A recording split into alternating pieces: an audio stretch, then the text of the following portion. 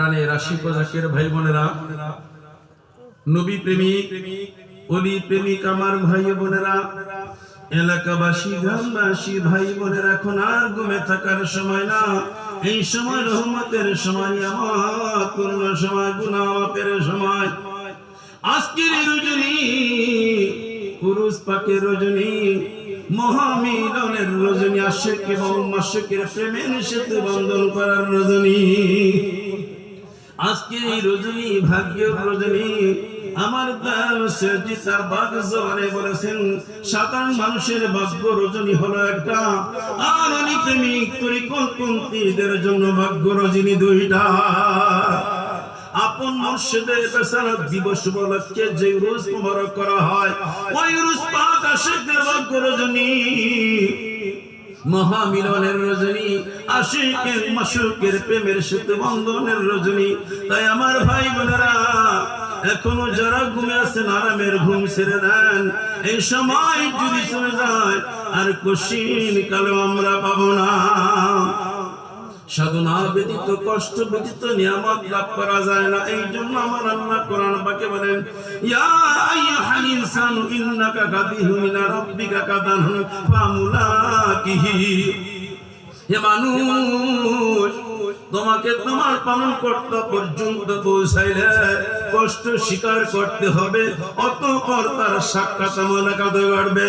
আল্লাহর দিদার পেতে হলে, আল্লাহর সাক্ষাৎ পেতে হলে, আল্লাহকে দেখতে হলে সাধনা করতে হয়, হুকুম মেনে চলতে হয়। নবীর জিয়ারত লাভ করতে হলে, নবীর দিদার লাভ করতে হলে কষ্ট সাধনা করতে হয়। আপন মুর্শিদের সন্তুষ্ট অর্জন করতে হলে আরামের ঘুম ছেড়ে দিয়া মাওলার দরবারে কাঁদতে হয়। তাই বাইরে এই সময় যদি চলে যায় আর কশিন কালে পাওয়া যাবে না। এই সময় নিয়ামত পূর্ণ সময়, এই সময়টা রহমতের সময়। এই সময় আল্লাহর অসংখ্য নিয়ামতগণ রুহানিতে হাজির হয়। আশিক আর মাশিকের প্রেমের খেলা দেখতে যায়। শুধু নবী রাসূলগণ নয়, আমার মদিনার নবী, আল্লাহর প্রিয় নবী, সৃষ্টির শ্রেষ্ঠ নবী, রাহমাতুল লিল আলামিন, দয়াল নবী ও উরুস পাকে হাজির হয়। আশিকেরা দেখতে পায়, পাগলেরা দেখে দেখে চিৎকার পেরে পেরে কান্দে। আমার ভাই বোনেরা, ওই নবীর আওলাদ, ওই নবীর প্রতিনিধি আমার দয়াল বাবা চন্দ্রপীর আমাদের বরন্দ নসিব। আমরা আখিরি নবীর উম্মত হতে পেরেছি, আমাদের আরো সৌভাগ্য, আমাদের আরো বরন্দ নসিব। আমরা আখিরি নবীর আওলাদ, আওলাদে রাসূল, নবীর সিরাজা মুনিরার দরক ভাগ, আমার জিন্দা নবীর প্রতিনিধির কদম পেয়েছি। ওই নবীর প্রতিনিধি আমার দয়াল দরদের কদম যারা ধরেন, চোখের পানি নজর দিয়ে দয়াময় মাবুদ মাওলাকে প্রাণ ভরে ডাকে নিয়া আল্লাহ।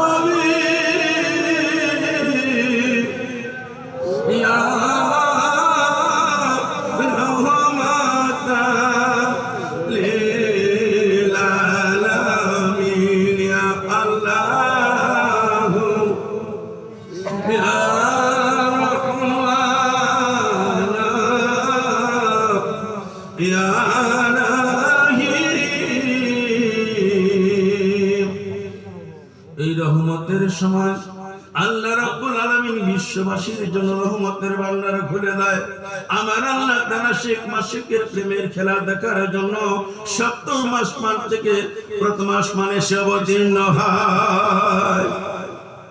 আমার আল্লাহ তার রহমতের ফেরেশতাদের ডাক দেওয়া বলতে থাকে, আমার ফেরেশতারা, আমি আল্লাহ রহমতের ভান্ডার খুলে দিয়েছি, এই রহমতের ভান্ডার থেকে রহমতের ডালি ঘুরে নিয়ে তোমরা দুনিয়ার জমিনের মধ্যে যাও, আমার আশিক পাগল বান্দা বান্দির মধ্যে বন্টন করে দাও। তাই ভাইরা, আজকে রহমতের রজনী, আজকে নিয়ামত পূর্ণ রজনী, আজকে রোজ মোবারকের রজনী। এখনো যারা ঘুমে আছেন, যে যেখানে আছেন, আরামের ঘুম ছেড়ে দেন। এই সময় যদি চলে যায় কশিন কালেও আমরা পাবো না, আর কশিন কালেও সময়টুকু আপনার আমার ভাগ্যে জুটবে না। আশিক মাশিকের প্রেমের খেলার মধ্যে হায় হায় আমার নবীও হাজির হয়ে যায়। তাই মেরে আল্লাহ রাব্বুল আলামিন তার কুদরতি জবান দ্বারা ডাকতে থাকে, বান্দারে কি আছে তোমরা অপরাধী গুনাহগার, গুনাহ করতে করতে অন্তর কলুষিত করে ফেলেছো বান্দা, আমি আল্লাহ রহমতের ভান্ডার খুলে দিয়েছি। আমার অনিরুচিনা নিয়ে যদি তুমি আমার দরবারে দরখাস্ত করো, কান্দো, আমি তোমাদের জীবনের গুনাহগুলি ক্ষমা করে দিব।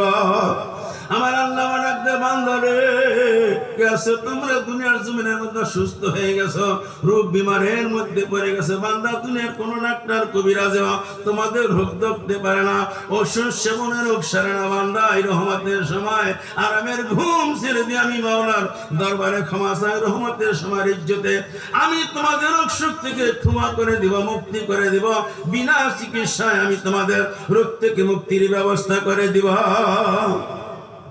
আমার আল্লাহ বানাতে বান্দা কি আছে তোমরা দুনিয়ার জমিনের মধ্যে বা অনটনের মধ্যে পড়ে গেছো, ঋণগ্রস্ত হয়ে গেছো বান্দা, কাজে মন বসে না, ব্যবসায় উন্নতি হয় না, দিন বা দু এক বেলা খানা সংগ্রহ করতে পারো না, দুনিয়ার কোনো মানুষ তোমাদেরকে সাহায্য করে না।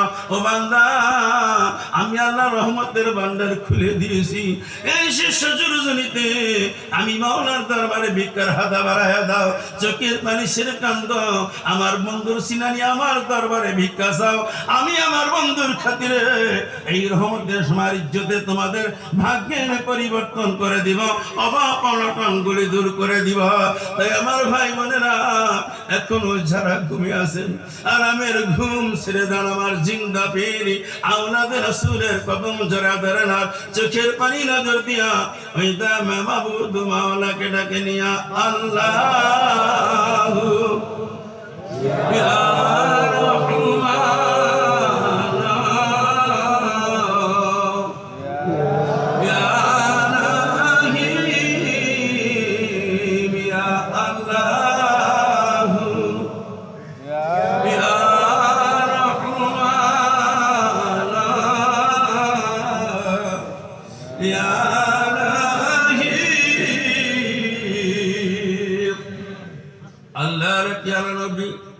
সর্বপ্রথম তায়েফের জমিনে ইসলাম প্রচার করার জন্য পবিত্র মানুষদেরকে সরল পথ আনার জন্য তিনি গেলেন। আল্লাহর নবী তায়েফের মানুষগুলোকে আহ্বান করেন, দাওয়াত দিলেন, তায়েফবাসীরা তোমাদের পূর্বপুরুষের ধর্ম ছেড়ে দাও, আল্লাহর নৈকট্য যদি লাভ করতে চাও, ঈমান নিয়ে যদি কবরে যেতে চাও, তোমরা কালেমা পড়ে মুসলমান হয়ে যাও। শত শত মানুষ হাজির হয়ে গেল, আর একদল যুবকদেরকে একত্রিত করলো। ওই নাফরমানের দলেরা, কাফেরের দলেরা, নিষ্ঠুরের দলের যুবকদেরকে বললো, যুবকেরা তাকায় দেখো, একদিন মুহাম্মদ আমাদের দেশে নতুন ধর্ম প্রচার করার জন্য আসে, কালেমার দাওয়াত দেওয়ার জন্য আসে। যুবকেরা হাতে পাথর নিয়া ওই মুহাম্মদকে পাথর মেরে পেরে এই দেশ থেকে তাড়িয়ে দেওয়া, বিতাড়িত করা। যুবক ছেলেরা পাথর হাতে নিয়েছে, আমার নবীর ওই নূরের চেহারার দিকে তাকাইয়া তারা মুগ্ধ হয়ে গেছে। কোন যুবক আমার নবীর গায়ে পাথর মারে না, ওই নূর নবীর চেহারা দেখিয়া তারা পাগল করা হয়ে যায়। এমন সময় একজন নিষ্ঠুর জালেম, একজন নাফরমান ঘোষণা করলো, যুবকেরা সর্বপ্রথম যে নবীর গায়ে এই মুহাম্মদের গায়ে পাথর মারতে পারবে তাকে মোটা অঙ্কের পুরস্কার দেওয়া হবে। ওবাইদুল্লাহ নামের একজন যুবক ছেলে হাতে পাথর নিয়া ওই পুরস্কারের আশায়, পুরস্কারের লোভে সে আমার নবীর দিকে তাকাইয়া পাথর নিক্ষেপ করে দেয়। পাথর ঘুরতে ঘুরতে আমার নবীর মাথা মুবারকে লেগে যায়। মাথা ফেটে রক্ত বাহির হয়। আল্লাহর নবী চোখের পানি ছেড়ে কেঁদে দেয়া বলেন, ওবায়দুল্লাহ পাথর তো মারলি না, তার গলার মধ্যে ইসলামের মালা ঝুলাইয়া নিলি। এই কথা বলে নবীজি জমিনের মধ্যে লুটিয়ে পড়ে যায়। আর নিষ্ঠুর টাইপের যুবক ছেলেগুলোতে পাথর মারতে থাকে, বৃষ্টির মতো পাথর পায়। আমার নবী ক্ষত বিক্ষত রক্তাক্ত অবস্থায় জমিনে পড়ে যায়। পাথরের স্তূপ আমার নবীর উপরে চলে আসে। নাফরমানেরা মনে করল মোহাম্মদ এখন মারা গেছে। ওই লোকগুলি যখন দূরে সরে যায়, আমার নবী পাথরের নিচে ইয়া উম্মতি উম্মতি বলে কান্দে। অসংখ্য ফেরেশতারা কান্নায় পাগল করা হয়, ডাক দেয়, মাবুদ আমরা সহ্য করতে পারি না। তোমার হাবিব যার কারণে আমাদের সৃষ্টি করেছো, আসমান জমিন সৃষ্টি করেছো, তোমার হাবিবকে নাফরমানেরা পাথর মারতেছে, মাবুদকে সহ্য করতে পারে না, তুমি দয়া করে অনুমতি দাও ওই নাফরমানদেরকে বড় বড় পাহাড়গুলি ধরে নে, তাদের উপর ছেড়ে দেয়, তাদের ধ্বংস করে দেয়। আমার আল্লাহ বলেন না, আমার বন্ধুর কাছে যাও। জিবরাইল আলাইহিস সালাম আমার নবীর নিকটে হাজির হয়। কেঁদে কেঁদে বলি, ইয়া রাসূলুল্লাহ, ইয়া হাবিবাল্লাহ, আপনি রক্তাক্ত অবস্থা পাথরের স্তূপের মধ্যে পড়ে গেছেন নবী গো, আর আমরা সহ্য করতে পারি না, আপনি অনুমতি দেন। এই আরবের বড় বড় পাহাড় গুলিয়ে নিয়ে আমরা এই তাইফের জমিনের মধ্যে নিক্ষেপ করে দেন হয়েছে। তাইফের জমিনটা আমরা দরিয়া উল্টাইয়া এই নাফরমানদের ধ্বংস করে দেই। রহমতের নবী রাহমাতুল লিল আলামিন দুই চোখের পানি ছেড়ে দেয়া বলে, জিবরাইল আমি রহমত নিয়ে দুনিয়াতে আসছি, আমি রাহমাতুল লিল আলামিন, আমি যদি বলি এই মানুষগুলিকে শেষ করে দাও, আমি সত্য কালেমার দাওয়াত কাজের মধ্যে প্রচার আর প্রসার করব। তুমি চলে যাও, আমার আল্লাহ যখন দয়া করবে তখন তারা বুঝবে, আমাকে চিনবে। এই কালেমা পরে পরে মুসলমান হয়ে তারা ঈমান নিয়ে কবরে যাবে, আমার আল্লাহর সন্তুষ্টি অর্জন করবে। জিবরাইল আলাইহিস সালাম লজ্জিত হয়ে চলে যায়। এমন সময় আমার নবীর সাহাবী যায়েদ ইবনে হারেসা পাথরগুলি সরাইয়া আমার নবীকে পাথরের স্তূপ থেকে বাহির করে। সমস্ত দেহটা ক্ষত বিক্ষত হয়ে গেছে, রক্তে রক্তাক্ত হয়ে গেছে। আমার নবী ডাক দেয়, যায়েদ রে, আমি দাঁড়াইতে পারি না, সমস্ত শরীর ব্যথা জর্জরিত হয়ে গেছে। যায়েদ আমাকে একটু পানি দাও, আমি পানি পান করব, আমার গলা শুকিয়ে গেছে। আল্লাহর নবীর সাহাবী যায়েদ ওই তাইফের বাড়ি বাড়ি যায়, কি আসরে তোমরা তাকাই দেখো আমার নবী একটু পানি চাই, একটু পানি কে দিতে পারবা, একটু পানি দাও। ওই নাফরমানের দলেরা আমার নবীকে পানি দেয় না, দূর দূর করে দাঁড়িয়ে দেয়। চোখে পানি না যায়, আমার নবীর পাশে দাঁড়াক দেয়া, রাসূলুল্লাহ ইয়া হাবিবাল্লাহ গো, আমি ব্যর্থ হয়ে গেলাম, পানি দিতে পারলাম না। এই নিষ্ঠুর মানুষগুলো পানি দিল না, আমাকে ধুর ধুর করে তাড়িয়ে দেয়। এরপরে আমার নবী কষ্ট নেয় না, আমার নবী অভিশাপ করে না।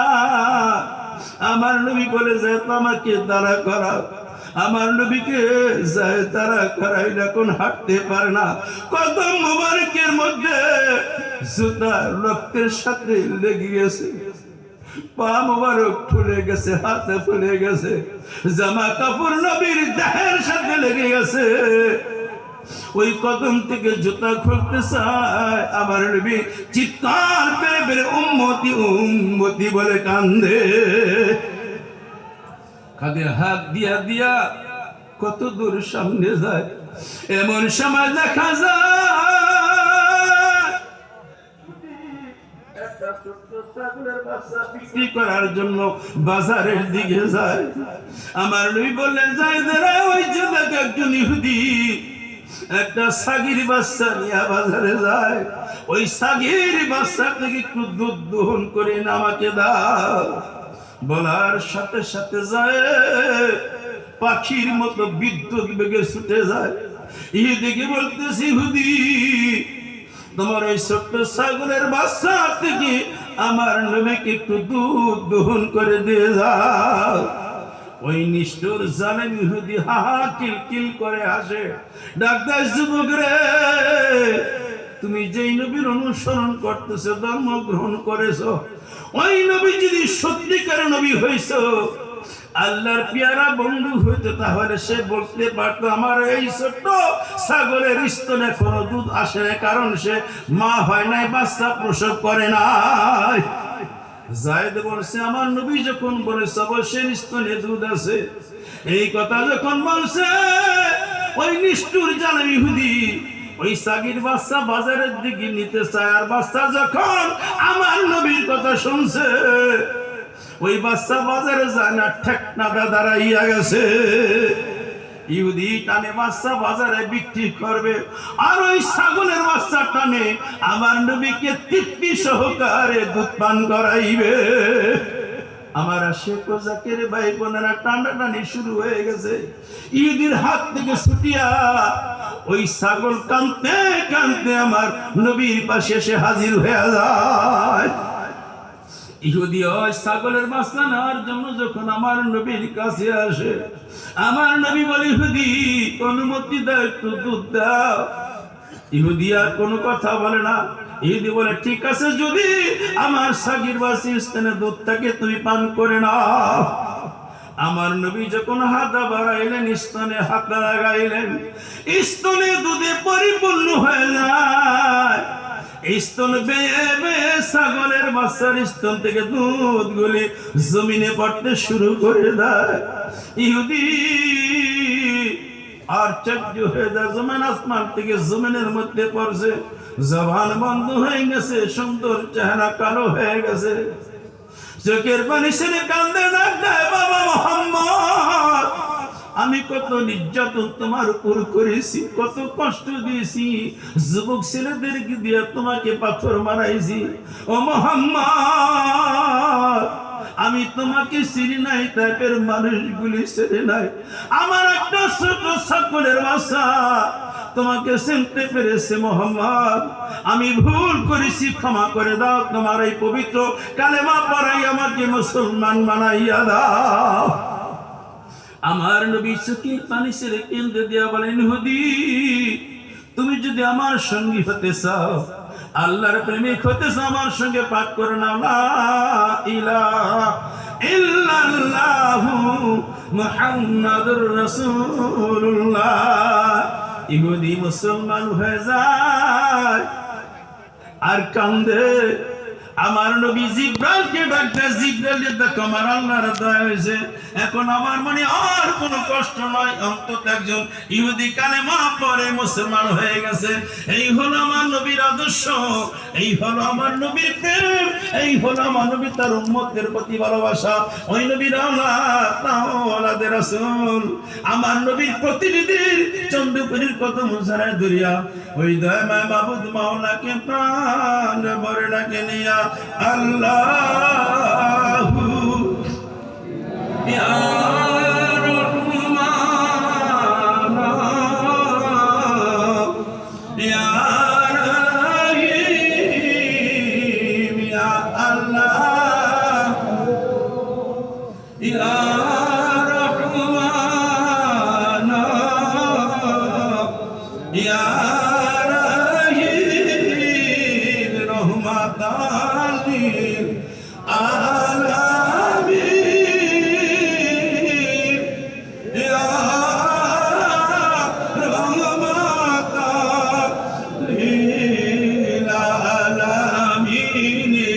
শাফিয়ার মজনবী ইয়া রহমাতাল লিল আলামিন ইয়া আল্লাহ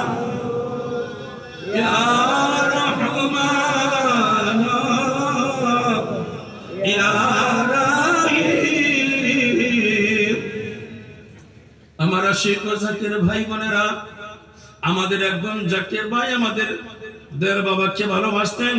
তিনি আনসার হয়ে ডিউটি করেছেন। এখনো দরবার অনেক আনসার ভাইরা বিভিন্ন স্পটে খেদমত গোলামি করে। ওই ভাই বেশ কয়েক বছর পর্যন্ত আনসার ডিউটি করেছে। হঠাৎ করে ওই লোকটা অসুস্থ হয়ে গেছে, স্ট্রোক করেছে। ডাক্তার দেখাইছে, কোনো উপকার হয় নাই, লাভ হয় নাই। তার দুই ছেলে দরবার শরীফে নিয়ে আসছে। রওজা পাক জিয়ারত করার পর কয়েক বছর আগে আমার দয়াল শেখজির সাথে সাক্ষাৎ করেছে। শেখজি বলেন, কি হয়েছে? লোকটা বলল, বাবা স্ট্রোক করছে, এখন একটা সাইড আমার পঙ্গু হয়ে গেছে। বাবা গো, উরুস মোবারকের দাওয়াত তো পেয়েছি, কয়েকদিন বাকি আছে উরুস পাকের, তুমি দয়া করে আমাকে সুস্থ করে দাও। আল্লাহর ওলি আমার দয়াল শেখজি একটু মুস্কি হাসি দা বললেন, দুনিয়াতে কষ্ট করলে পরকালে শান্তি পাওয়া যায়। আল্লাহর যা ভালো মনে হয়েছে তাই করছে, কষ্ট নেওয়া যাবে না। আল্লাহর কাছে কান্নাকাটি করেন, আল্লাহ যেন ঈমানের সাথে নিয়ে যায়। এতে বোঝা গেল লোকটা বেশি দিন বাঁচবে না, বিদায় নেবে। ওই জাকির ভাইকে যখন এই কথা আমার দয়াল শেখজি শোনার মন ভরে নাই, উনি অনেক কষ্ট নিয়ে বাড়িতে চলে গেছে। কয়েকদিন পর খানকার সভাপতি সেক্রেটারি মনিটরি খাদেম ভাই পরিপূর্ণ ইউনিটের ওনার বাড়িতে খেদমত আনার জন্য গেছে। মনিটরি খাদেম ভাই বলেন, ভাই সবসময় আপনি বেশি খেদমত লেখেন, এবার খেদমত দিবেন কিনা, কত দিবেন, কত লাগবে বলেন। ওই জাকির ভাই বলল, আনসার ভাই বলল, আমি খেদমত দিব না, আমি তরিকা ছেড়ে দিয়েছি। যেই দরবারে আনসার হয়ে 20 বছর খেদমত করেছি, এখন বঙ্গ অবস্থা ঘরে করে আসি, আমি আর ওই পীরের তরিকা করব না। আমার মনিটরি খাদ্য ভাই বললেন, আপনি তরিকা ছাড়ছেন, কিন্তু যদি আমার দয়াল শেখজি না ছাড়ে কি করবেন? যা ছাড়লে না ছাড়ো, আমি তরিকা ছেড়ে দিয়েছি। লজ্জিত হইয়া ওই জাকির বোনের বাড়ি থেকে চলে আসে। অর্থাৎ উনি কি তরিকা ছেড়ে দিছে? সাললে সারা যায় না। আমার ভাই বোনেরা, উনি খেদমত দেয় নাই। উরুস পাকের রজনীতে যখন 3টা বেজে গেছে, লোকটা ঘুমাইছে। ঘুমের ঘরে স্বপ্ন দেখতে পায় সে একটা রাস্তা দিয়া একদিকে যাইতেছে। দূর যাওয়ার পরে দেখলো 2টা রাস্তা, একটা ডান দিকে একটা বাম দিকে। ওই জাকির ভাই বামে রাস্তা দিয়ে যখন ঢুকছে, সামনে দাঁড়ায় দেখে আমার দয়াল শেখজি সামনে দাঁড়ানো আছে। জিজ্ঞাসা করেন, আপনি কোথায় যাইতেছেন? ওই লোকটা বলল, আমি এই রাস্তাটা যাইব। আমার দয়াল শেখজি বললেন, না, এই রাস্তায় যাওয়া যাবে না, এটা ভুল পথ, ভুল রাস্তা, এই রাস্তা গেলে আপনি ধ্বংস হয়ে যাবেন। উনি আবার জোর করে বলছে, না, আমি এই রাস্তা দিয়ে যাব। এবার আমার দয়াল শেখজি স্বপ্ন যোগে বললেন, আমার দরবারে খেদমত করে একটা লোক নষ্ট হয়ে যাবে, জাহান্নামী হয়ে যাবে, ওইটা আমি হতে দিব না। একটু চিন্তা করে দেখেন, ধমক দিয়ে ওনাকে বাম পথ থেকে সরাইয়া ডান রাস্তা দিয়া বলছে, রাস্তা দিয়া যান। কিছু দূর ডান দিকটা যাওয়ার পরে দেখতে পেল এমন একটা সুন্দর দেশের মধ্যে উনি প্রবেশ করেছে, যেখানে ফুলে ফুলে সাজানো, হীরা মুক্তায় খচিত বড় বড় প্রাসাদ, নূরের সিংহাসন, যেদিকে তাকায় মনোমুগ্ধকর, অন্তর ভরে গেছে। উনি আবেগে আনন্দে চোখের পানি ছেড়ে খেতে দিয়া বলছে, মাবুদ গো, আমি কোথায় আসলাম? এত সুন্দর পরিবেশ, এত সুন্দর দেশ, এত সুন্দর বাড়িঘর তো আর কোথাও দেখি নাই। আমার দয়াল শেখজি আমাকে জোর করে ধমক দিয়ে এই জায়গায় পাঠাইলেন। এই কথা বলে আনন্দে উনি মাতোয়ারা হইয়া, মুগ্ধ হইয়া চোখের পানি ছেড়ে কেটে দিয়েছেন। এমন সময় দেখতে পায় নুরানি উজ্জ্বল চেহারা মোবারক একটা লোক ওনার সামনে হাজির হইয়া একটু মুস্কি হাসিরা বলছেন, আপনি কি জানেন না আপনি কোথায় আসছেন? উনি বলেন, না হুজুর, আমি তো জানি না কোথায় আসছি। বলল, আল্লাহর ওলির দরবারে খেদমত করলে, আল্লাহর ওলিকে ভালোবাসলে, আওলাদে রাসূলকে মহব্বত করলে, রাসূলের প্রতিনিধিকে ভালোবাসলে, আমার আল্লাহ তার জন্য জান্নাতের বাগান তৈরি করে রাখছে। কারণ আপনি চন্দ্রপুরীর মুরিদ, আপনি চন্দ্রপুরীর দরবারে গোলামি করেছেন, আপনি চন্দ্রপুরীর দরবারে খেদমত করেছেন। এই খেদমতের কারণে, ওই ডিউটি সঠিকভাবে পালন করার কারণে আপনাকে ওলি প্রেমিকের খাতার মধ্যে নামটা লেখা হয়ে গেছে, নবী প্রেমিকের দপ্তরে নাম লেখা হয়ে গেছে। আপনাকে আমার আল্লাহ এই সুন্দর জান্নাতটা পুরস্কার দিয়েছে। ওই লোকটা আনন্দে আবেগে খেতে দিয়েছে। কিছু সময় পর যখন সে আবার স্বাভাবিক হয়েছে, মনে মনে চিন্তা করলো, আমি তরিকা ছাইরা দিছি, কিন্তু আমার পীর, আমার দয়াল সূর্য আমাকে ছাড়ে নাই। আমি ওনার কারণে আমি সঠিক রাতে আসতে পারছি। এখন আমি একটু দেখতে চাই, যেই রাস্তাটা আমি যাইতে চেয়েছিলাম ওই রাস্তায়, ওই পথে কি আছে। উনি ব্যাগ করে ওই দিকে আসছে, আয়সা পরে বাম দিকে যখন কিছু দূর ঢুকছে, এইবার দেখতে পায় মানুষগুলি হাহাকার করে কাঁদতেছে। দুর্গন্ধে ভরে গেছে। গন্ধ যদি দুনিয়ার মানুষ শুনতে পায়, ঘ্রাণ পায়, মানুষগুলি মনে হয় মারা যাবে। শ্বাস প্রশ্বাস বন্ধ হয়ে গেছে। ও আমার ভাইরা, আরেকটু দূর যখন অগ্রসর হয়েছে, দেখতে পায় কিছু মানুষকে পানির মধ্যে সিদ্ধ করতেছে। মরেও না, বাঁচেও না, চিৎকার পেরে পেরে কান্দে, বাঁচাও বাঁচাও। যেদিকে তাকায় কান্না। আবার কোন কোন মানুষ জবাই করতেছে। এই একটা মারাত্মক পরিবেশ পরিস্থিতি দৃশ্য দেখিয়া উনি পাগল পারা হয়ে যায়, চিৎকার দিয়ে কান্দে, আমাকে বাঁচাও বাঁচাও। চিৎকার করে কান্নার পর ওনার ঘুম ভেঙে গেছে, থর থর করে কাঁপতেছে, ঘাম পড়তেছে। ওনার কান্নার আওয়াজে ওনার দুই ছেলে ছুটে আসছে। ওনার বিবিও ঘুম থেকে উঠে গেছে। কি হয়েছে? ছেলেদের গলা ধরে বললো, বাবারে আমি ভুল করেছি, আমি তরিকা ছাড়ছি, কিন্তু আমার পীর চন্দ্রপুরী আমার ছাড়ে নাই। আমি একটা কঠিন স্বপ্ন দেখেছি বাবা। ওই যে আজকে উরুস মোবারকের রাত্র, মাইকের আওয়াজ আমার কানে আসতেছে, আমি ভুল করেছি, এই ভুল করা যাবে না। আমি ভুল করছি, তোমরা ভুল করিও না। ও বাবা, তোমরা দুই ভাই আমাকে কাঁধে করিয়া দরবার শরীফে নিজামি উরুস উদযাপন করব। আমার মুর্শিদের কাছে আমি ক্ষমা চেয়ে আসবো। তার দুই ছেলে কাঁধে করে বাবাকে নিয়ে আসে। আমার ভাইরা দরবার শরীফে উদযাপন করে।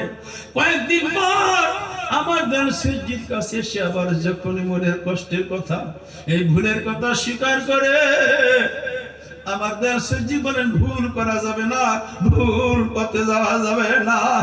ওইটা ছিল ভুল পথ। আপনি ভুল করবেন, আল্লাহর কাছে কান্নাকাটি করেন, আল্লাহ যেন ক্ষমা করে দেয়।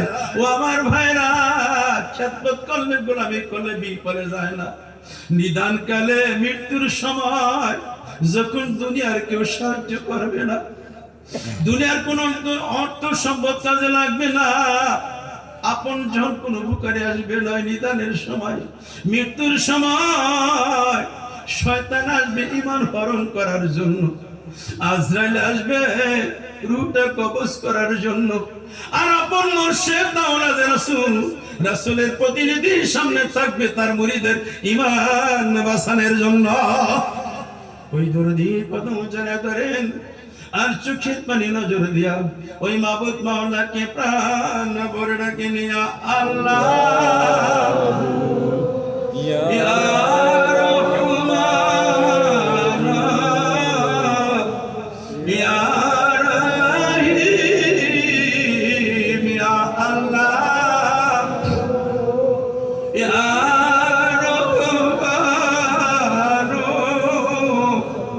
ইয়া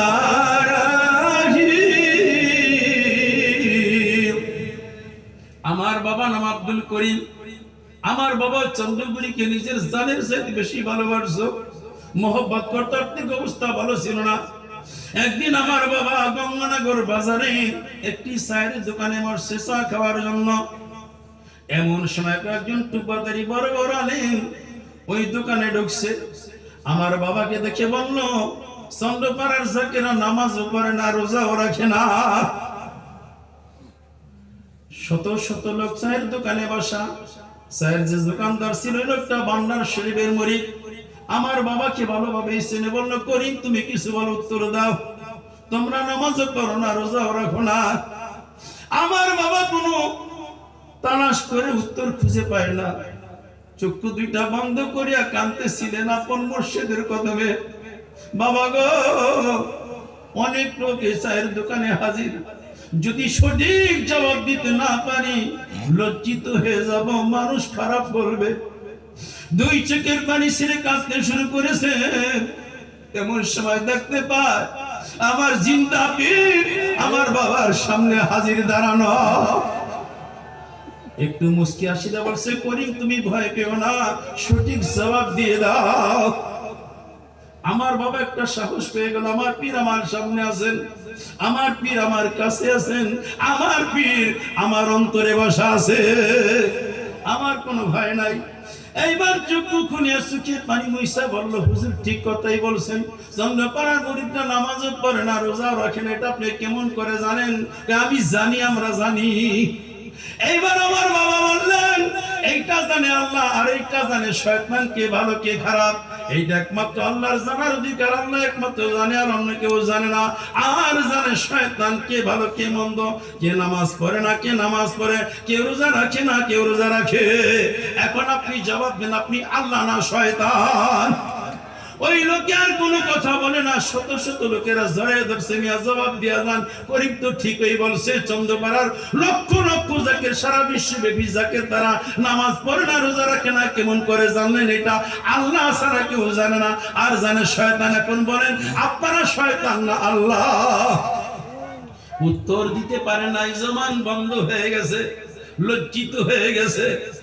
৮-১০ জন আলেম, তারাও কোন পীরের মুরিদ, বড় বড় জুব্বা, মাথায় চোক্কা টুপি, আবার বড় বড় লম্বা লম্বা দাড়ি, মুখ চেহারা কালো হয়ে গেছে।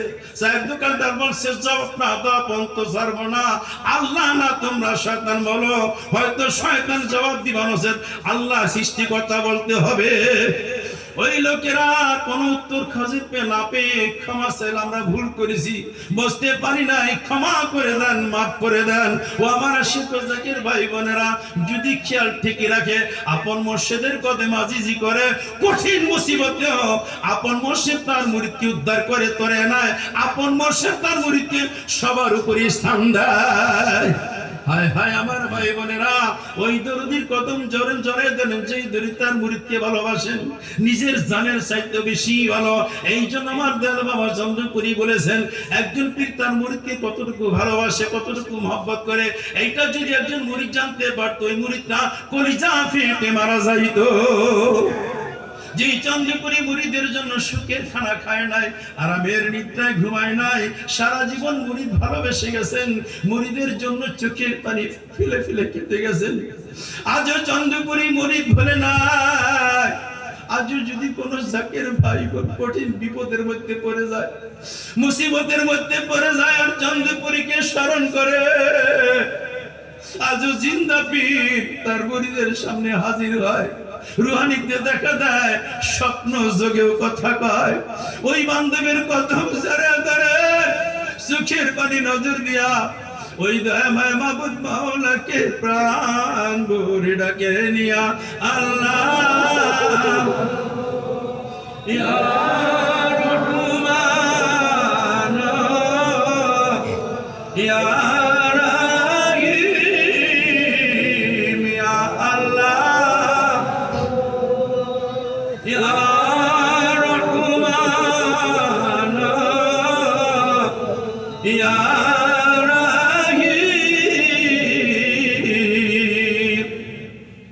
কয়েক বছর আগে এই ফরিদপুর ইউনিট ১ সদরপুর থানার আওতাভুক্ত আমার একজন জাকির ভাই, বেশ কয়েক বছর আগে লোকটা খুব অসহায় গরিব মানুষ ছিল। কয়েকদিন যাবৎ বাড়িতে রান্না হয় না, অভাবী মানুষ, কিন্তু উনি সত্যবাদী লোক, কারো কাছে হাত পাততো না, হায় হায় ভুল পথে যাইতো না। লোকটা অভাবী, বাবা মা আমাদের জাকির ভাই, ওনার বিবিও জাকির মন। ৩ দিন হয়ে গেল বাড়িতে রান্না হয় না। বিবি বলতেছে, স্বামী গো, সন্তানেরা না খেয়ে আছে, সন্তানের কষ্ট সহ্য করতে পারি, আমার শ্বশুর শাশুড়ি, তোমার মা বাবা না খেয়ে আছে, খাবার চায় না, চেহারা কালো হয়ে গেছে। যে কোনো বাবাই হোক, তুমি কিছু চাউলের ব্যবস্থা করো। নসিব বাচ্চারা ফেল ফেল করে তাকিয়ে আছে, আর পুরাইতে পারতেছি না, কারো কাছে হাত পাততে পারি না।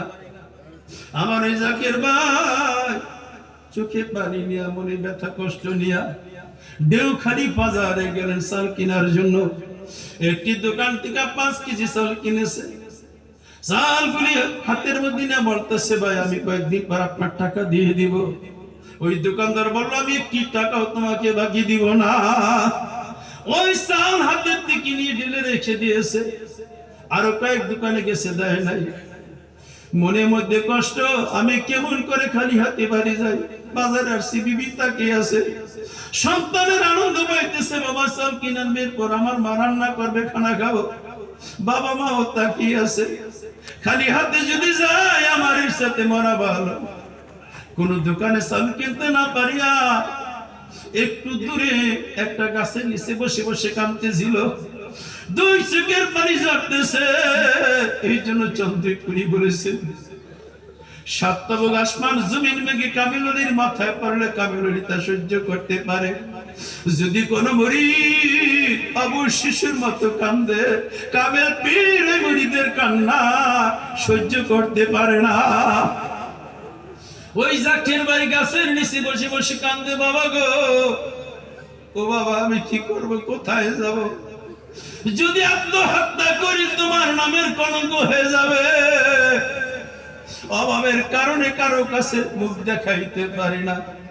এখন খালি হাতে কেমন করে বাড়ি যাই গো বাবা, আমার জন্য মরণ হয়ে যায়। এইভাবে যখন বিনাইয়া বিনাইয়া আপন মুর্শিদকে স্মরণ করে কান্দে, উনি কান্দে কি গাছের নিচে, চোখের পানি গাল বেয়ে বেয়ে বুকে পড়ার আগে চন্দ্রপুরীর কদমে লেগে যায়। চন্দ্রপুরী আর সহ্য করতে পারে না, উনি একটু ঘুম ঘুম ভাব হয়ে গেছে। এমন সময় দেখতে পায় আমার দয়াল বাবা চন্দ্রপুরী, মাথায় গোল টুপি মুবারক, কোলে চোখে কালো প্রেমের চশমা, মুখে কাঁচা পাকা দাড়ি, গায়ে সাদা পাঞ্জাবি, ওনার সামনে দাঁড়ায় গেছে। ডাক দিছে, মিয়া কাঁদেন কেন, হাতটা বাড়ায়া দেন। যখন আমার ভাই হাতে বাড়াইছে, আমার জিন্দা পীর দয়াল বাবা তার পকেট থেকে কিছু টাকা ওনার হাতের মধ্যে দিছে। হাত যখন উনি গুছাইছে, সরাইছে, হঠাৎ করে ঘুমের বাপটা কেটে গেছে। টাকাই দেখতে বা হাতের মধ্যে 80 টাকা। উনি আর চার্য হয়ে গেছে, কি দেখলাম, কে টাকা দিল। এখন আবেগে আরো বেশি বেশি কান্দে, বাবা গো, দেখলাম তুমি এসে দাঁড়াইছে, এখন তো দেখি না। ওই ভাই আনন্দে বাজারে যায়, চাল ডাল কিনিয়া বাড়িতে যায়। তার বিবি খুশি হয়, রান্না বান্না করে। এবার তার বাবাকে মাকে ডাক দিচ্ছে, মা এখন খানা খাও। তার বাবা একজন খুব পাগল মানুষ ছিল, চন্দ্রপুরীকে খুবই ভালোবাসতে। বললো, বাবা 3 দিন পরে খানা খাবো, সত্যি কথা বলো, টাকা তুমি কই পাইলা, কে তোমাকে দিছে? এখন আমার জাকির ভাই কোনো কথা বলে না, জবান বন্ধ করে দাঁড়িয়েছে, তোমরা খানা খাও, এই কথা আমি কারো কাছে বলবো না। আর তার বাবা বলতেছে, সত্যি না বলা পর্যন্ত আমি তোমার বাড়ির খানা হাতে লাগাবো না। ছেলে বলতেছে, আমি বলবো না। বাবা বলতেছে, সত্যি না বললে আমি খাবো না। আমার ভাই বোনেরা, যখন তার মা বাবা খায় না, ওই জাকির ভাই চিৎকার পেরে পেরে কান্দে, বলছে, আমি সত্য বলতে চাই না, তোমরা বলাইতেছ। বাবা গো, আমি টাকা চুরিও করি নাই, সুদে বাড়ি নাই। ও বাবা, আজকে যখন বাজারে গিয়েছি, কোন লোক আমাকে চাউল বাকি দেয় নাই। আমি ওই বট গাছের নিচে বসে বসে কাঁদছি আর চন্দ্রপুরীকে স্মরণ করেছি। এমন সময় ঘুম ঘুম বাপ দেখতে পেলাম, আমার দয়াল বাবা চন্দ্রপুরী আমার সামনে হাজির হইয়া ডাক দিছে, কান্দেন, আপনার হাতটা বাড়ান। আমি যখন ডান হাত বাড়াইছি, হাতের মধ্যে 80 টাকা আমার দয়াল বাবা দিয়েছে। ওই টাকা দিয়া বাজার করছি।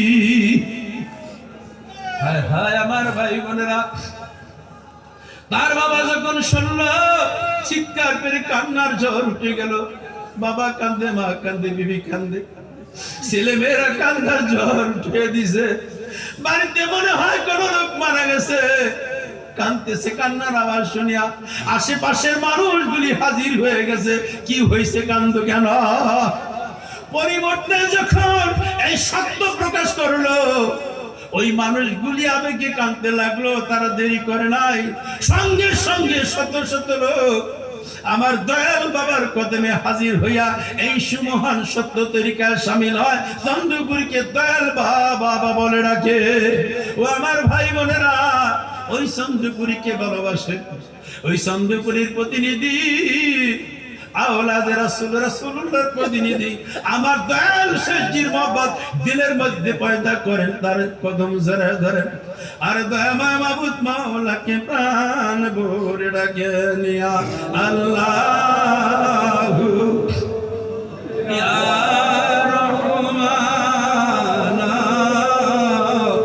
ইয়া রহিম, ইয়া আল্লাহ ইয়া রহমান ইয়া উরুস পাকের সনসে ফায়জ সারা বিশ্ব ভবনে কুলমা কুলু কাজ সে আসে মুজাদ্দিদের কদমে আমার দয়াল বাবার কদমে মাশুক প্রেমের মিলন মেলাতে নূরে মুহাম্মদ মুজাদ্দিদ রূপে মাশুক প্রেমের মিলন মেলাতে নূরে মুহাম্মদ মুজাদ্দিদ রূপে দেখবি রে মাই নূরের ঝলক চন্দ্রপুরী বদনে দেখবি রে মন নূরের ঝলক দয়াল সৈয়দজির বদনে মুজাদ্দিদের কদমে উরুস পাকের সলসে পায়েছে সারা বিশ্ব ভবনে কুলমা কুলু কাজ সে আসে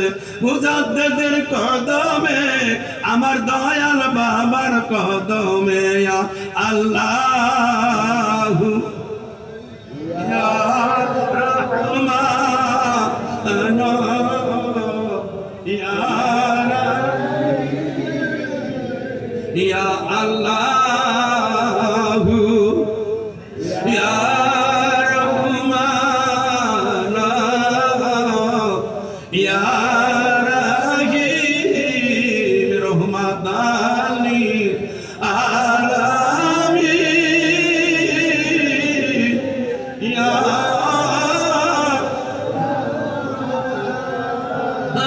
লিল আলামিন ইয়া শাফিয়াল মাজলুমি ইয়া রহমাতাল লিল আলামিন ইয়া আল্লাহ ইয়া রহমান ইয়া দয়াল বাবা জানের জিন্দিগি তাহাতের সময় আমাদের কয়েকজন জাকির ভাই পালং থানা থেকে দরবারের উদ্দেশ্যে রওনা হয়ে গেছে। মাগবর সর দিয়ে যখন তারা পায়ে হেঁটে আসতেছিল, ওই সময় রাস্তাঘাট তো ভালো সুন্দর ছিল না। মাগবর সর এসে তারা কিছু সময় বিশ্রাম করছে, অতঃপর আবার দরবারের উদ্দেশ্যে পদ্মা নদীর কিনারে হাঁটতেছে।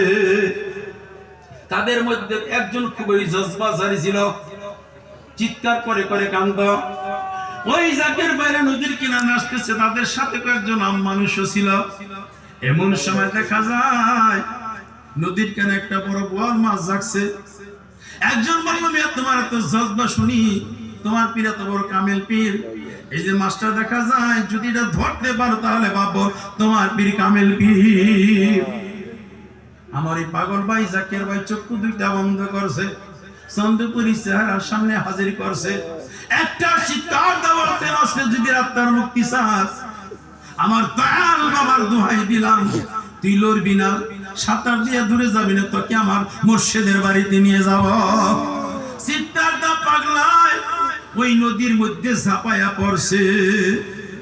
একটা কাঠের টুকটার মতো মাছটা বেশি রয়েছে, লড়াচড়া করে না। দুই হাত দা দইরা এবার উপরে আনছে, ছেড়ে দেওয়ার পর মাছটা লাভ দাঁত পাড়তেছে। দৃশ্য দেখিয়া নদীর পারানের লোক একাত্রিত হয়ে গেল।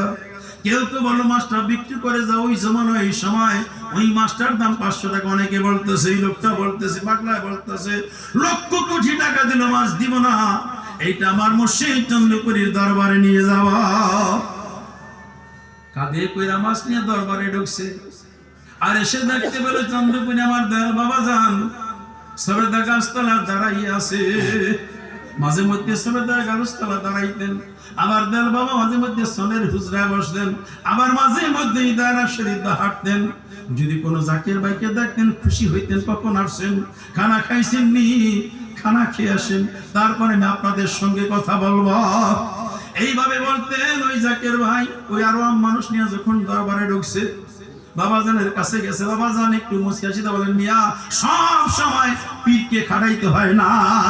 মাছ আপনি ধরছেন, আপনি ধরতে পারছেন নি, আপনার পীর আপনাকে মাছ ধরে দিছে, আর কোনোদিন এই কাজ করবেন না, পীরকে তো কষ্ট দেওয়া যাবে না। একটু চিন্তা করে দেখেন, মাছ ধরছে পদ্মা নদীতে, চন্দ্রপুরীর দরবারেও, চন্দ্রপুরীর কাছে তার খবর আছে। ওই জাকির ভাই চিৎকার দা বাবার কদম সরে ধরে বলো, বাবা গো কি করব, এই লোকগুলি নাইলে তোমার মানে না, এই জন্য আমি তোমার নাম নিয়া তোমাকে শিলা ধরিয়া তোমার দোহাই দিয়া এই বল মাছ নিয়ে তোমার দরবার আসছি। ওই আমলোকগুলি বলল, হুজুর আমাদের ক্ষমা করে দেন, মাফ করে দেন, আপনার সুমন সত্য তরিকা দিয়া আপনার দরবারের খাদেম বানাইয়া নেন। ওই সময় বেশ কিছু লোক আমার দয়াল বাবার কদমে লুটে পড়ে, এই তরিকার শামিল হইয়া তারা খেদমত গোলামি করে। ওই দরদির কদম ধরে দেন, চোখের পানি ছেড়ে দিয়া দয়াময় মাবুদ মাওলাকে প্রাণ ভরে রেখে নিয়া আল্লাহ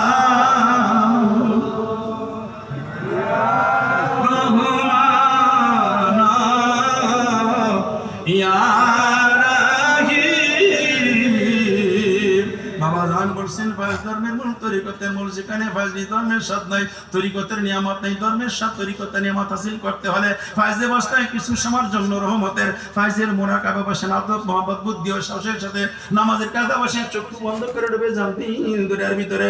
যে দিল হয়েছে আল্লাহর বেদের মহাদরিয়া, যার কুল নাই কিনারা কোন সমুদ্র, ওই দিল দরিয়া ডুবে যান, মাবুদ মাওলাকে তালাশ করেন, খোঁজেন যেই মাওলা আমাদেরকে এত সুন্দর করে বানাইলা, হাজার নাজ নিয়ামত দিয়া দুনিয়ার বুকে পাঠাইয়া মাওলা কোথায় যাইয়া লুকাইলা।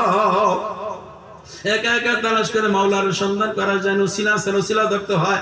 আল্লাহ প্রাপ্তির উসিলা জামানার হাতে, জামানার কামিল মুকামিল ওলিয়ারা তার আমার উসিলা, আমাদের মহান দরদি পীর দিন দুনিয়ার কোহিনূর রসুল জামিল কেবলায় দুজাহান তাপস কম শিরোমণি সুলতানুল আউলিয়া জামানার মুজাদ্দেদ আমাদের দয়াল দরদি মুর্শিদ দেলবন্দ বাবা জান।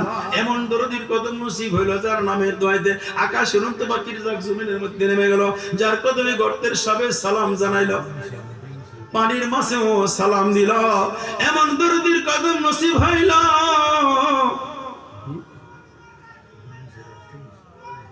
আমার ভাইরা, এমন বান্ধবের কদম নসিব হইল যার সাদা আঙ্গুল স্পর্শে লক্ষ লক্ষ পাপী তাপী মানুষের মুর্দা দিল গুলো জিন্দা হয়ে গেল।